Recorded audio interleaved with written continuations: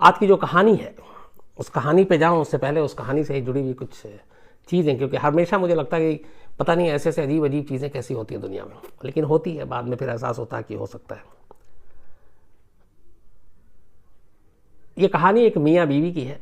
मियाँ बीवी के बीच खेले गए खेल की है, लेकिन उस खेल के पीछे एक कैसी खूनी साजिश थी, इससे मियाँ और बीवी में से एक अनजान था, दूसरे को पता था सब कुछ। पति और पत्नी के बीच एक खेल खेला जा रहा है। खेल खेला जा रहा है राजस्थान के बड़े खूबसूरत शहर जोधपुर में। कत्ल से पहले पत्नी पति को कहती है कि मुझे तुम्हारे दोनों हाथ बांधने हैं। पति कहता बांध दो। कत्ल से पहले हाथ बांधने के बाद पत्नी पति से कहती है मुझे तुम्हारा गला दबाना है। पति मुस्कुरा कर कहता है दबा दो। गला दबाने के बाद पत्नी पति से कहती है कि मैं तुम्हें सच में मारने जा रही हूं। पति फिर हंस के कहता मार डालो। इसके बाद वो गला जोर से दबाती है।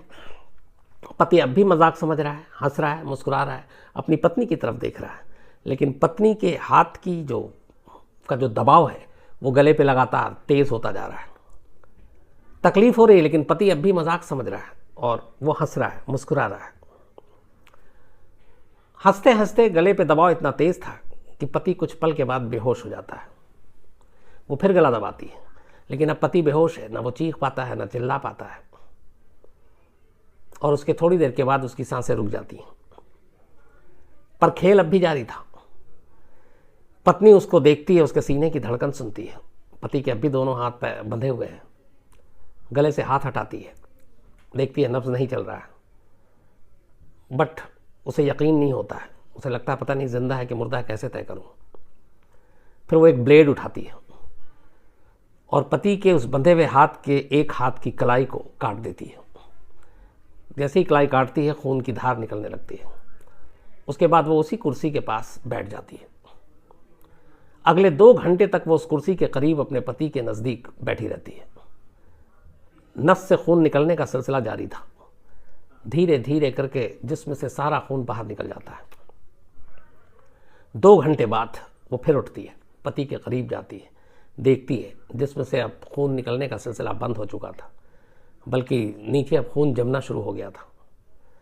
उसके बाद वो फिर उसकी धड़कन सुनती है। अब उसे यकीन हो गया था कि वो मर चुका है।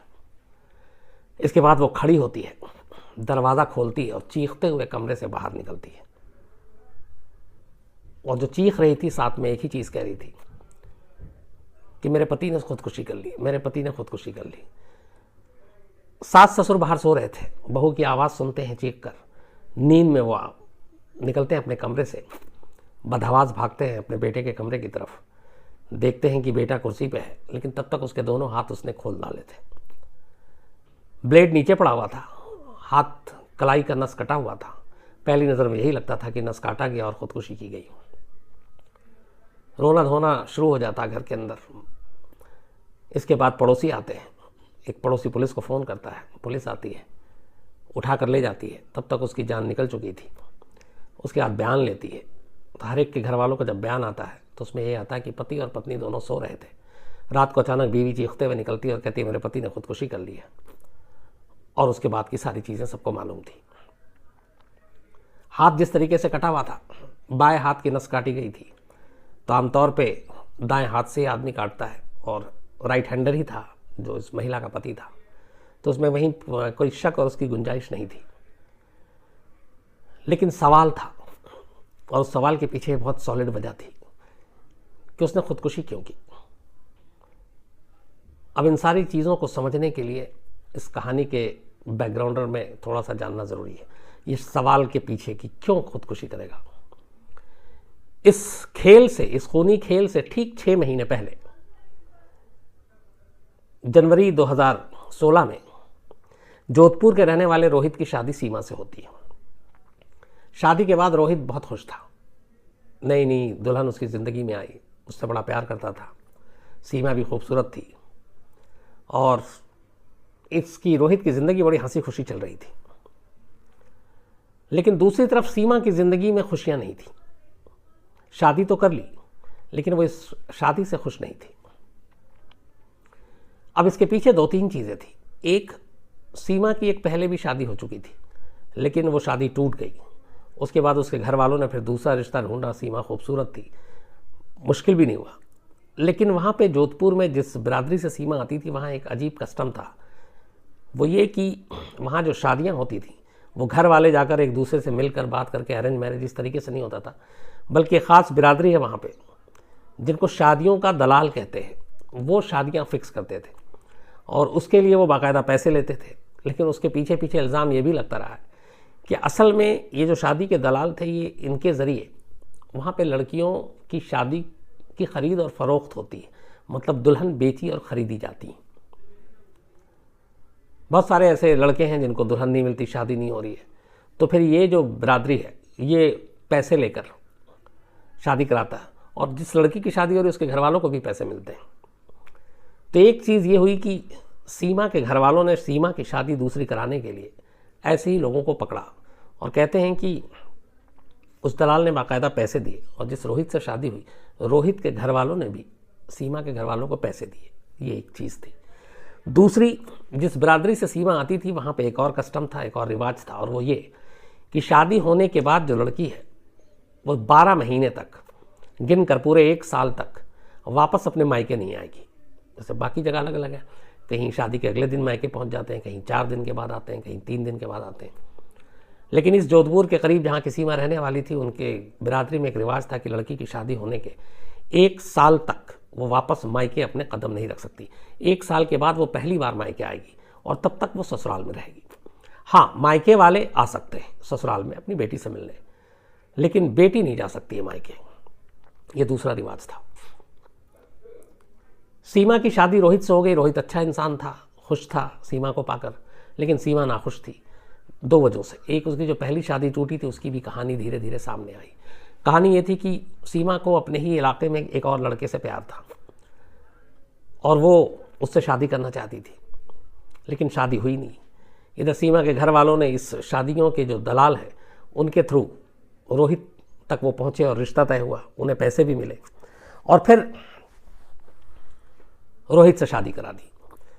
शादी के बाद ससुराल में एक तो ये कि अब मर्जी के ख़िलाफ़ शादी हुई। दूसरी चीज़ ये थी कि सीमा 1 साल तक मायके नहीं जा सकती थी। ये उसको बड़ा खल रहा था, क्योंकि मायके न जाने का मतलब ये था कि वो अपने उस आशिक से जिससे वो प्यार करती थी मिल नहीं पाएगी।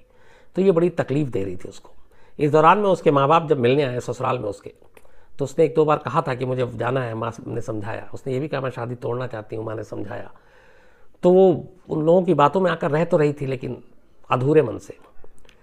फिर इसी बीच उसने किसी तरह से मैसेज भिजवाया अपने उस जिससे वो प्यार करती थी, उसको ससुराल बुलवाया और उसको एक भाई की तरह मिलाया कि ये मेरा भाई है, और वो बाकायदा उस ससुराल में रहा। और इसके बाद 1-2 बार और उसका आना जाना शुरू हुआ, लेकिन उसे लगा कि ये बात ज़्यादा दिन तक छुपी नहीं रह सकेगी, कभी ना कभी इसका भांडा फूट जाएगा, और इसीलिए वो चाहती थी कि किसी तरह से ये रिश्ता टूटे और मैं यहाँ से चली जाऊँ। लेकिन ऐसा कोई मौका मिल नहीं रहा था। इस दौरान में जब उसका जिससे वो प्यार करती थी वो आना जाना शुरू हुआ, तो फिर इन दोनों ने प्लान बनाया कि इस घर से भागते हैं और या फिर कुछ ऐसा करते हैं जिससे रास्ता साफ हो जाए। इस दौरान में सीमा ने 1-2 बार भागने की भी कोशिश की थी, लेकिन नाकाम रही थी। तब उस लड़के से मिलने के बाद ये प्लान बनाती है कि किसी तरह अब रोहित को जब तक ज़िंदगी से नहीं हटाएंगे तब तक हमारी शादी नहीं होगी। लेकिन ख़तरा ये था कि कत्ल होगा तो शक होगा, तो ऐसी कौन सी चीज़ है जिससे शक ना हो। इस दौरान में सीमा ने न्यूज़ चैनल पर एक खबर देखी। ये खबर गुजरात की थी। गुजरात में एक भाई और बहन दोनों आपस में, शायद ये मैंने आपको इसी क्राइम तक में ये कहानी सुनाई है, छुपा छुपी का खेल खेलते हैं। आँख पे पट्टी बांध देते हैं, बहन आँख पे पट्टी बांधती है भाई के, उसको कुर्सी पे बिठाती है, बांध देती है और फिर अचानक चाकू से उसकी जान ले लेती है। और ये सब कुछ खेल खेल में हुआ था। मुझे याद है ये स्टोरी हम लोगों ने भी वारदात में दिखाई थी।